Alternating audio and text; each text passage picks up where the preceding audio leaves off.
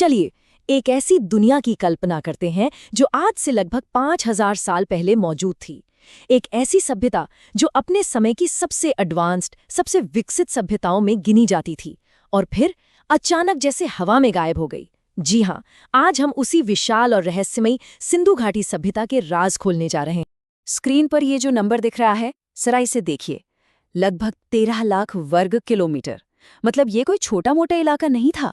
ये इतना विशाल था कि उस जमाने की दो सबसे बड़ी सभ्यताएं यानी प्राचीन मिस्र और मेसोपोटामिया, दोनों को मिला भी दें तो भी सिंधु घाटी सभ्यता उनसे कहीं ज्यादा बड़ी थी। अंदाजा लगाइए, आज का पूरा पाकिस्तान और भारत के गुजरात, राजस्थान, हरियाणा, पंजाब जैसे कई राज्य सब इसमें समा जाते। हम एक बहुत ही फैली हुई दुनिया की बात कर रहे हैं। और जो बात इसे और भी ज्यादा हैरान करती है वो है समय का ये लंबा फासला। ये सभ्यता लगभग 1500 ईसा पूर्व में खत्म हो गई और उसके बाद 4000 सालों की गहरी खामोशी। इसे दोबारा खोजा गया 1920 के दशक में। सोचकर देखिए, 4000 साल तक ये एक पूरी की पूरी दुनिया थी जो जमीन के नीचे दबी हुई थी, भुला दी गई थी। तो सबसे बड़ा सवाल यही है, आखिर इतनी विशाल, इतनी सुनियोजित और इतनी उन्नत सभ्यता इतिहास के पन्नों से पूरी तरह मिट कैसे गई? आइए इस रहस्यमयी दुनिया की एक एक परत खोलते हैं और मिलकर जवाब ढूंढने की कोशिश करते हैं। तो चलिए, इस कहानी की शुरुआत करते हैं उस पल से जब ये भूली हुई दुनिया फिर से रोशनी में आई और जानते हैं कि आखिर ये कितनी विशाल थी। ये सभ्यता किसी एक शहर या छोटे से राज्य तक सीमित नहीं थी। ये एक विशाल नेटवर्क था। पश्चिम में आज के पाकिस्तानी ईरान बॉर्डर से लेकर पूर्व में उत्तर प्रदेश तक और उत्तर में अफगानिस्तान से लेकर दक्षिण में महाराष्ट्र तक। सोचिए कितना बड़ा फैलाव था। और हड़प्पा, मोहनजोदड़ो जैसे बड़े बड़े शहर इस विशाल साम्राज्य का दिल हुआ करते थे। और बस यहीं से हमारा सामना पहले बड़े रहस्य से होता है। आखिर ये लोग थे कौन? इस एक सवाल पर इतिहासकार आज भी बटे हुए हैं। यहाँ मामला बड़ा दिलचस्प हो जाता है क्योंकि कोई एक सीधा जवाब है ही नहीं। एक मजबूत थ्योरी कहती है कि ये द्रविड़ लोग थे, मतलब आज के दक्षिण भारतीयों के पूर्वज। वहीं जब खुदाई में मिले कंकालों की जांच हुई तो पता चला कि यहाँ तो कई अलग अलग नस्लों के लोग, अलग अलग कदकाठी के लोग एक साथ रहते थे। तो ये पहचान का सवाल इस सभ्यता की सबसे बड़ी गुत्थियों में से एक बना हुआ है। अब बात करते हैं उस चीज की जिसने खोजकर्ताओं को सबसे ज्यादा चौंका दिया, उनके शहर।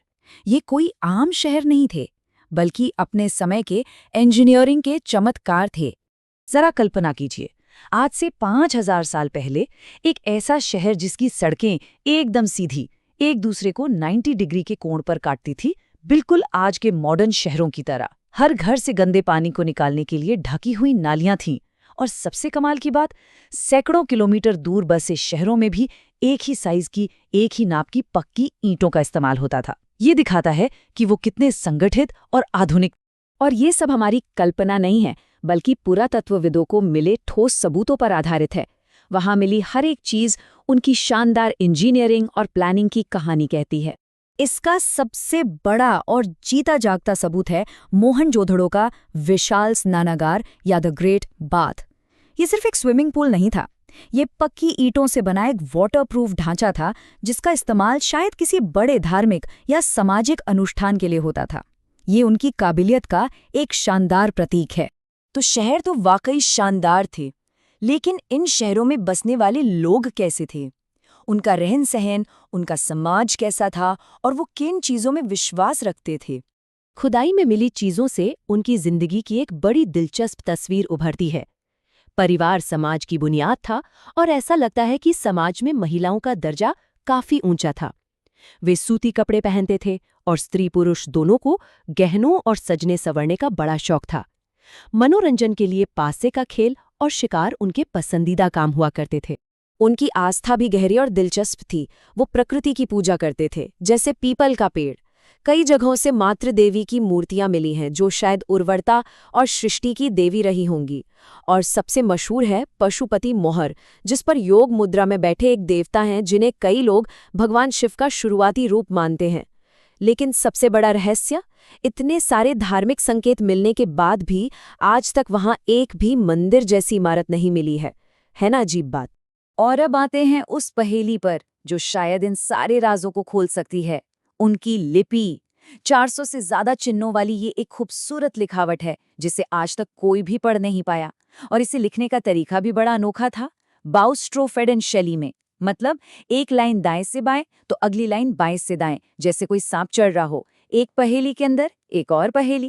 चलिए अब हम अपने आखिरी और सबसे बड़े सवाल की तरफ बढ़ते हैं। आखिर इतनी महान सभ्यता का अंत हुआ तो हुआ कैसे? इस सवाल का भी कोई एक जवाब नहीं है, बल्कि कई सिद्धांत हैं। कुछ का मानना है कि बाहर से आए आर्यों के हमले ने इन्हें खत्म कर दिया। कुछ कहते हैं कि सिंधु नदी में आई कोई भयानक बाढ़ या भूकंप सब कुछ तबाह कर गया।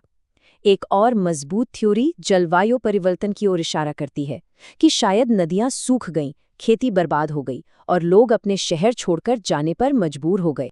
आज ज्यादातर इतिहासकार ये मानते हैं कि कोई एक वजह नहीं थी, बल्कि ये कई मुसीबतों का एक परफेक्ट स्टॉर्म था।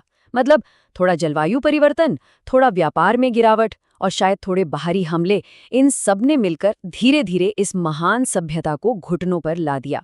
तो आखिर में हमारे पास जवाबों से ज्यादा सवाल ही बचते हैं। एक ऐसी लिखावट जिसे कोई पढ़ नहीं सकता, एक ऐसे लोग जिनका असली नाम हमें मालूम नहीं, और एक ऐसा अंत जो आज भी एक बड़ा रहस्य है। सिंधु घाटी सभ्यता हमें यही याद दिलाती है कि इतिहास में अभी भी कितने राज खुलने बाकी हैं। तो मैं इसी सवाल के साथ ये चर्चा यहीं खत्म करता हूँ।